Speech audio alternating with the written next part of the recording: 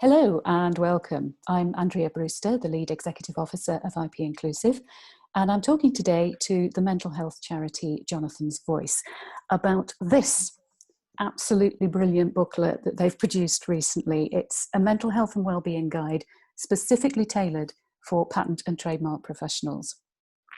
I'm joined by one of the charity's founders, Graham McCartney, who's going to talk us through the guide and answer some questions as well. Graham, hi, nice to see you. Hello, Andrea, and thank you very much for the invitation to participate. Really delighted to be able to talk to you about the guide and to give maybe a little bit of background as to how we got to this position. So thank you very much for the invitation. Yeah, and I'm happy to endorse it on behalf of IP Inclusive as well. So let's make a start. Graham, can you maybe tell us the story behind the guide to start with? Yes, I think the story behind the guide and the charity probably go back almost 3 years actually, and they go back to a very tragic event for our family, and I'll just spend a couple of minutes talking about that. So our son Jonathan was a patent attorney. Jonathan was an engineer. Graduated from Durham University in 2005 and went straight into the IP profession. Joined a company called, as it was then, Hazeltine Lake, and worked in their Leeds office before being transferred to Bristol. And Jonathan appeared to be thriving. It was a profession he clearly loved.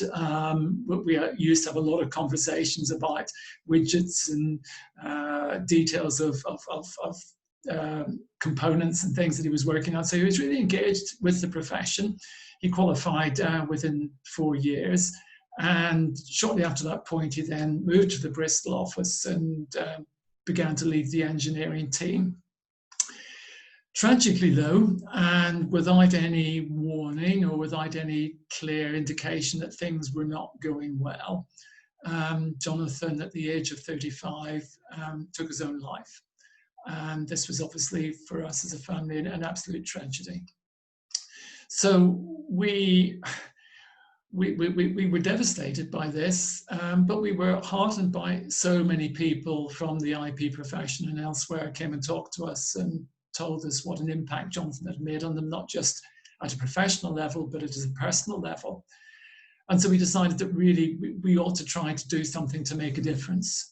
And so towards the end of 2017 and going into 2018, we felt that the right way to make a difference was to form a charity. And that was how Jonathan's Voice came into being. We then embarked upon the process of formalizing our position as a charity, and we began working as a charity from around October 2018. And things have moved forward from there, and we really are very heartened, very pleased to see how much has changed in the IP profession and more widely in professions to recognise the importance of mental health and wellbeing and to normalise the conversation around mental health and wellbeing. So this particular booklet, I mean, this is sort of one of your biggest projects thus far, isn't it? And I gather it's a collaboration with the Charlie Waller Memorial Trust, right? It is. And actually, I think that the development of this booklet goes back to a meeting which you and I went to quite a long time ago now, which was organised by the City Mental Health Alliance. So I think you and I have been having conversations about mental health and wellbeing in the IP profession and how to address some issues that we felt were challenging individuals. And we both came to a meeting in London, and I think it was a November meeting, if I recollect. I remember it being a fairly grey and cold day. We were all squeezed, you wouldn't be doing this now, into a fairly small room. And at that meeting were two representatives from what was then the Charlie Waller Memorial Trust, but which actually has just recently changed its name to the Charlie Waller Trust. And out of the conversations we had over a period of months actually grew a collaboration between us and the Charlie Waller Trust.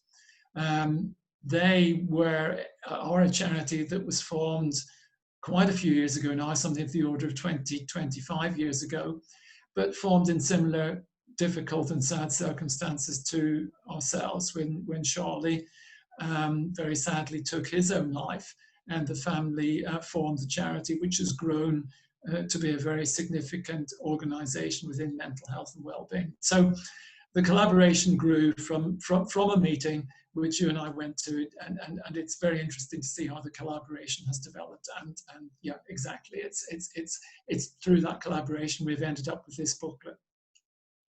So what specifically did you want to achieve then by that collaboration, by the booklet you've produced? Well, I think we have to give a lot of recognition to what you and what IP Inclusive have been doing over the past 2 or 3 years. And what was very important to us was to recognize the evidence. And the evidence base is something which you work very hard to achieve through what you carried out to assess the views of professionals and others within the IP world, and the questionnaires and so on, and the surveys that you undertook in 2018 and 2019. And I think clearly the evidence base from those surveys was that there was a real need to address mental health and well-being within the profession. And we used that evidence base to identify topics and the need that we should address.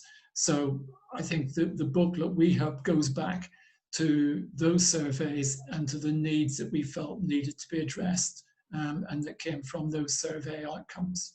Mm-hmm. And I gather what's important to you is sort of changing the overall culture so that people can talk more openly, there's less stigma, and that they're better able to look after themselves and others. Is that right? Indeed, I think that's crucial. I've obviously, I'm not a mental health professional, but obviously over these past 3 years, I've taken a strong interest in mental health and well-being across businesses, organisations, and so on. And really, what a chord that I've heard very often is that you will go to large organisations, and you will discover that they have very good, very extensive employee assistance programs. But what you will often hear people say is, actually, people aren't using those programs. We have the best employee assistance program in the world. They will say, but we don't have people using them. And that is the issue that really needs to be addressed. I think it's the question of people feeling that being open and talking about mental health and mental well-being was somehow something that couldn't be done. So we have really been striving to encourage people to be more open to talk about mental health and well-being, and to normalise the conversation around mental health and well-being, and to move towards a sort of more normal conversation one would have about physical health and well-being. Yeah. Okay, well, let's turn to the guide itself. I know it's been fairly widely distributed so far, and just a quick plug here that you can download it for free from the Jonathan's Voice website. That's jonathansvoice.org.uk. Also from the mental health and wellbeing page of the IP Inclusive website, ipinclusive.org.uk. So, and you can also, I gather, email Graham and just ask him to put you a copy in the post as well. You can, and there are now, it's now available on the Law Care website and on the SIPMA website, and on the Charlie Waller Trust website. And I've got all those links at the end. Right, that's fantastic. Nevertheless, there will be some people watching this who haven't yet seen it, haven't been through it in detail. So perhaps you could give us a little bit of a summary of what people can find there. Yes, I mean, what I wanted to do today really was to pick out some highlights, because what I would say is that we tried to focus on an area that we knew. So we probably felt we knew best the pressures and the situations that attorneys experience, because obviously Jonathan was an attorney. So when we sat down to develop this booklet, we felt we ought to try and do one in which we had the most insight.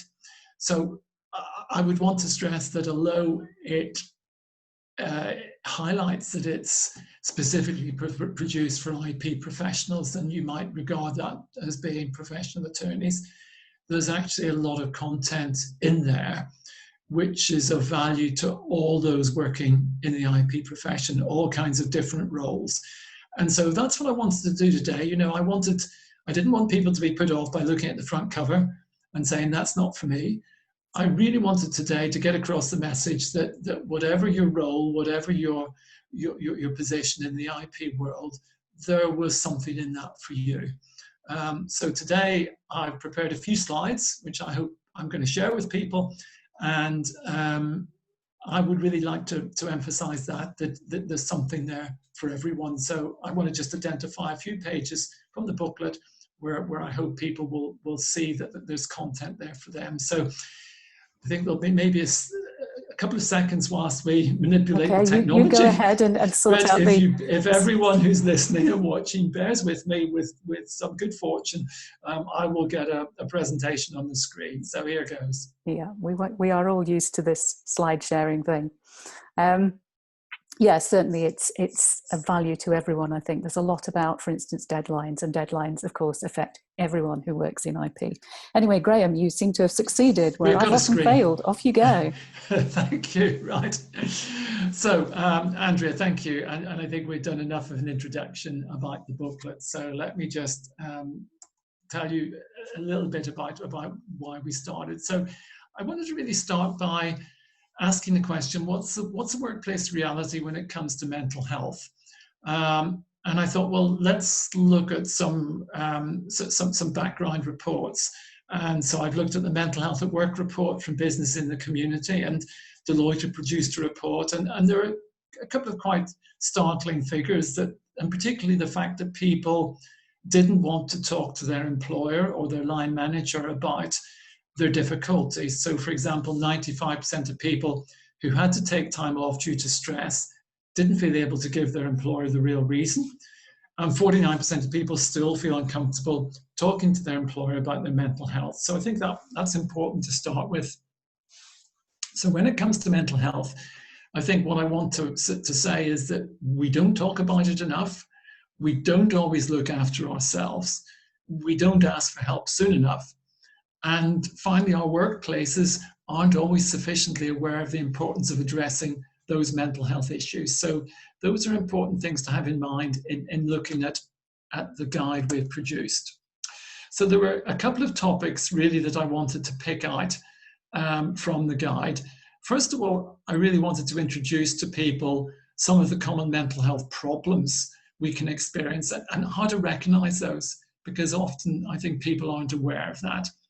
And secondly, of course, then I wanted to give you a little bit of information about how to keep well. And there's more of that in the guide. So this is just some highlights.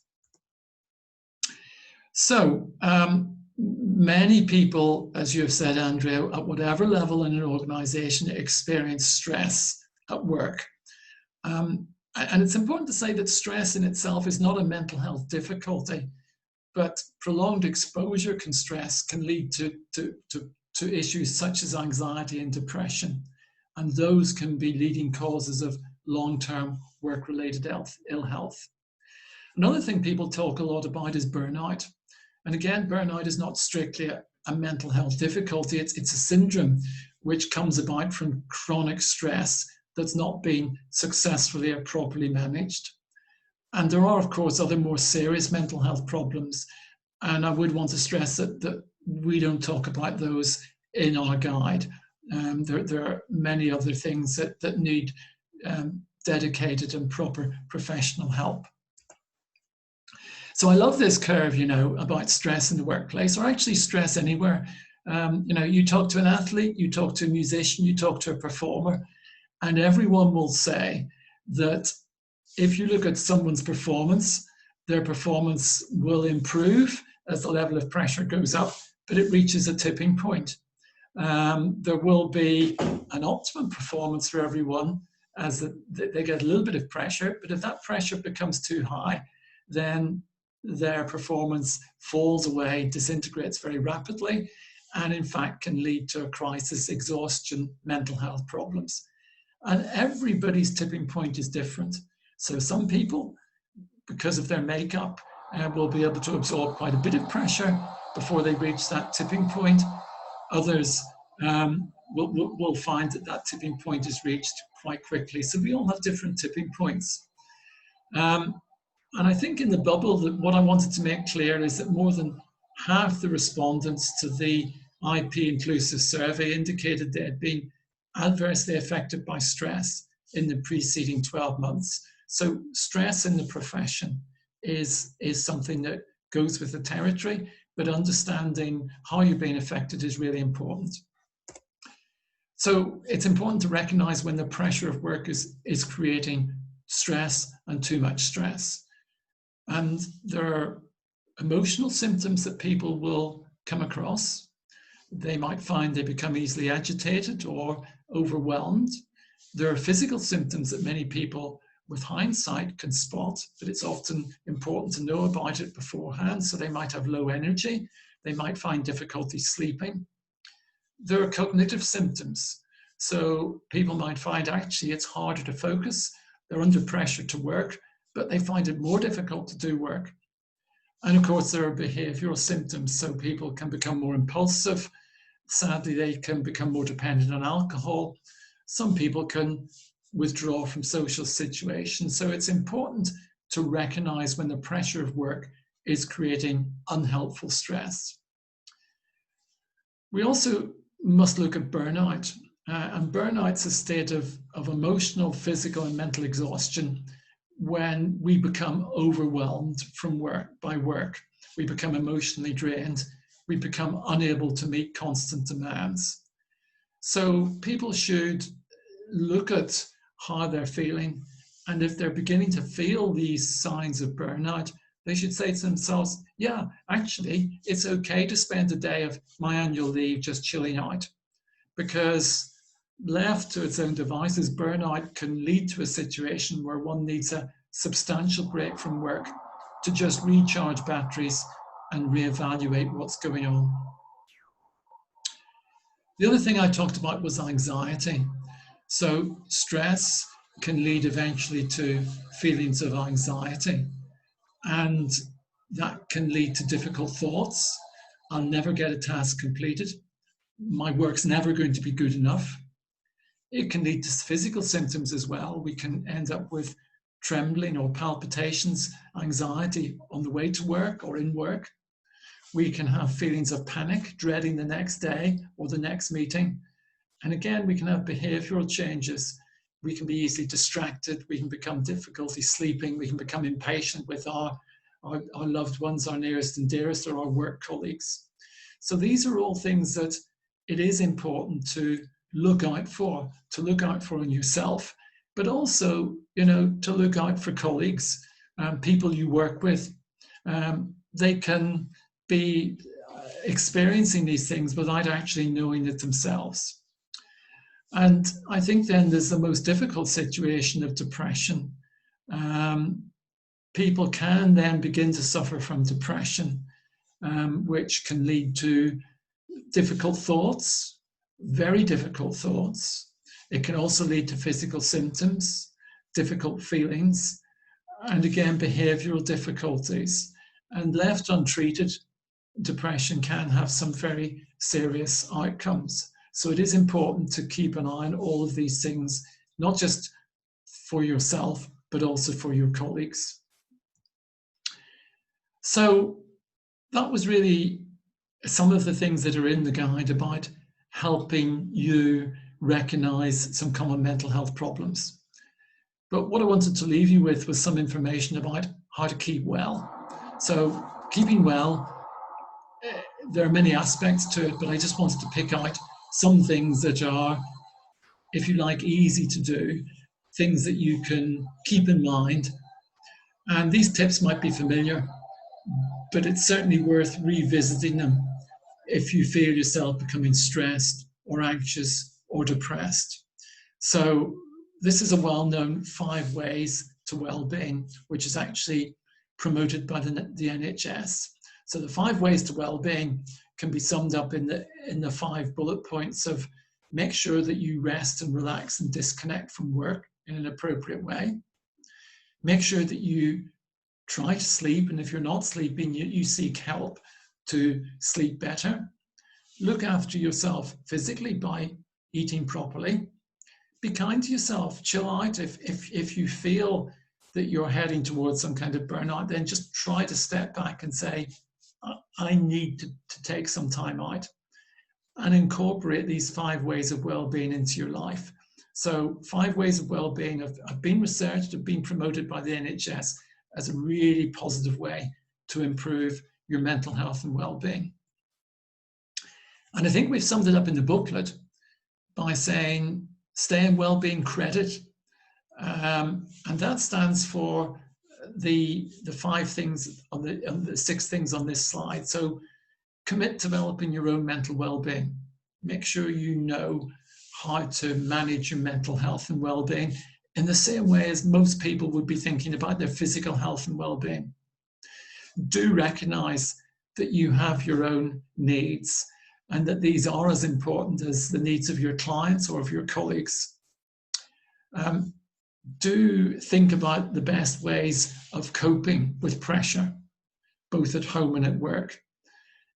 Do develop the skills which we talk about in the booklet about your mental well-being, and take time to identify where your stressors might be and try to take action to address these. But most importantly, if you feel that you aren't well, talk to someone early if you need to. So that's one of the main points we want to tell everyone, that in reality, it's okay not to be okay. And you really do need to be able to talk.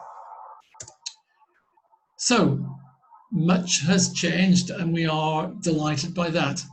Looking back 2 years or 3 years, there has been such an evolution, not just in the IP world, but more broadly in workplaces. And it is so heartening to see how things have moved along in the IP world. And it's very true to say that the IP inclusive surveys have played a really big role in doing this. But there is more to do. We can't sit back too much. We must all be doing something to reduce the shame and stigma of talking about our difficulties. As individuals, we must recognise how important it is to become engaged in our own mental health and well-being. And this is a critical point we're at now as a charity for business leaders. We must encourage business leaders to recognise that it's a priority to address mental health and well-being in the workplace, because it's not just the right thing to do, but ultimately it is good for business. And so that's a challenge that we need to take forward. This, I'm sure, will be on the, you can see, but basically here are some of the places where the guide is free to download from. As we said, Charlie Wather, our own website, IP Inclusive, and also the SITMA website. So I hope that if you have been challenged or tempted by what I've talked to you about today, you will take the time to go and download the guide and spend a little bit more time leafing through it.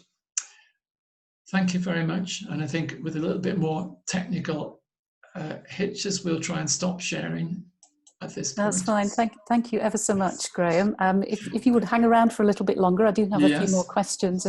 I also wanted to put in a little plug, because as a patent attorney, so I've got experience of working in a firm of IP professionals, and I can really endorse this. I mean, there's 2 things I think I like particularly about this guide. One is the structure, because you've got stuff about recognizing symptoms, you've got stuff about addressing those symptoms when you recognize them, you've got stuff about preventing them from happening in the first place and self-care, and you've also got a little bit about looking out for your colleagues and looking out for signs of problems in the people you're working with. Plus that lovely bit at the end where there's ideas and information for where you can go for extra help. So that's really useful. And then the second thing that I really like about this guide is it genuinely is for patent and trademark professionals. Now, I know, Graham, that you had a lot of input from patent and trademark professionals when you were preparing it, didn't you? We did, and the guide wouldn't be as it is without that input. As I said, it was built on the framework, of your IP inclusive surveys. but it was built on support and feedback from an enormous number of people. So we were able to send out drafts, have discussions with people, get feedback, and that really gave us a lot of support in refining and polishing the final product that you see in front of you. So I am extremely grateful to all those people in the profession who supported us in many different ways, and not least in taking the time to read drafts and provide us with comments and feedback. Not always all pointing in the same direction, but you'd expect that from IP professionals. Indeed. But I think the key point is this is no generic mental health guide which fails to take account of the particular problems we face in our profession. Obviously, deadlines being a key one, for example, and the need for meticulous accuracy and perfectionism. I mean, those are issues which you need to understand if you're going to help patent and trademark professionals. So I think you've done that extremely well. But Graham, how do you want this guide to be used, ideally? Well, ideally, I want everybody who comes into the profession to be able to look at it, read it. These days, hard copies are probably something almost of the past, but I want everybody to be able to have access to it as they come into the profession. I really want it to be available to everyone who's in the profession to look through and to turn to, because our mental health moves up and down on a continuum. It's not that we're continuously well or continuously less well.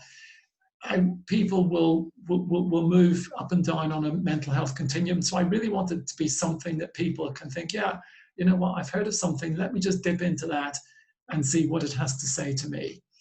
And so I want it to be continuously available. And I want it to be something that people will be able to find easily. So I'd really love it to be on company websites, portals, that sort of access, so that it is available to people. And I'd also like it to be an important piece of reading for those who are in positions of responsibility. So, if you're supervising a trainee or if you're a line manager, I really think it's something that you should be looking at and thinking, can I see in my trainees and my line managers some issues that maybe I ought to be reflecting on with them or reflecting on myself? So all of that is important in its ongoing use. So I don't want it to be something that people pick, download, look at, and then hit the delete button and goes into the recycle bin. I really want it to be something that's there and they're going to use on an ongoing basis. Yeah. And I think it would be an excellent starting point for discussions as well. If you're wanting to create some more open conversations, handing out this guide for people to look at and then discuss in a sort of lunch and learn session would actually be a very good way of starting the conversation and giving people the vocabulary to talk about things they might not have talked about before. And that's important, I think, isn't it? Indeed. And I think, to give a plug here, we're very happy to help facilitate those kinds of activities. So if there's anyone watching or listening who would like a 30-minute Zoom lunchtime session, then please get in contact with us, and we're very happy to organize that. And there are different levels. We can have a lunchtime event. We also work with Charlie Waller to do more extensive 2 or 3 hour sessions. There are a number of possibilities. So if that's something you feel your organization would like, I'd be very happy to do that. That's great. And I gather those are free at the point of delivery, those kinds of sessions. Those are free at the point of delivery. And in fact, we have done a number. We've done a number in person prior to March of this year. We've done several remote ones. And in fact, one organization that's been very keen and enthusiastic to distribute a guide has been the IPO in Newport. So we've had a fantastic response from the IPO. They find it invaluable, and we're going to be doing some work with them on lunchtime sessions, and particularly their new recruits and trainees who are coming into the organisation. Fantastic. So before you go then, Graham, can you tell us what does the future hold? What have you got planned next? Well, lots of plans. So first of all, I do recognise that there are many other roles in the profession other than attorneys. So we are aware of that, and we always felt that this was the first version and there were going to be others. So we are working with a number of different people to produce something which is tailored more specifically to paralegals and other roles. So again, I would really welcome input from people who are in paralegal roles or other roles, because what we recognize that we need this base of people who can tell us what it's like and what they feel, where they feel they need support. So we're not trying to give answers to people, we're trying to listen to people and hear what it is they're saying before producing a guide. So we're in the early stages of, if you like, the second version. But please, email me, get in touch. I would really love to have your support if you have a paralegal or other role in the profession. So that's number one. The other version that we're working on, we recognize the last bullet point on my last slide was the importance of senior leaders being on board. So we're now working on something which we're going to circulate to, difficult to find an exact phrase, because it's people who are at the top echelons of organizations. And what we're really wanting to do there is to spell out to those people how it is not just the right thing to do to look after your staff and their mental health and well-being, but actually it makes your business more productive. And ultimately, that is what you want to do. So we will be working on that, and that's something which is also we're developing jointly with Charlie Waller Trust. So hopefully that's going to be ready to go out to people in the next 2 to 3 months. Lovely. Well, we'll look forward to that. And if anybody out there listening would like to input into either the guide for paralegals or the one for more senior people, then you can email Jonathan's Voice at info@jonathansvoice.org.uk. And I'm sure Graham and his colleagues would love to hear from you. Indeed, yes. We will respond to everyone. And well, there will be a listening ear at this end, I can tell you. That's great. Well, I think it's time to wrap up, but I did just want to make the usual announcements, because this is an emotive topic, and it might well be that if you've been listening to this, you've been affected in some way, you started to worry. The Jonathan's Voice website is a good source of help. The Law Care website, lawcare.org.uk, is also a very good place to go. Their services are open to all SEPA and SITMAR members, and you can call their helpline on 0800 279 6888. If they're not available, of course, there are lots of independent organisations. The Samaritans is a key one. If you're feeling low and you need somebody to talk to, then please do ring them on 116 123. But of course, there are also lots of other people working with you, living with you, who would be happy to talk to you, I'm sure. So if you're feeling a little bit under par, please do talk before it gets too serious. That's the most important point, I think, from all of this, is that it's okay not to feel okay. It's okay to talk about it. There is no stigma in reading this guide, really.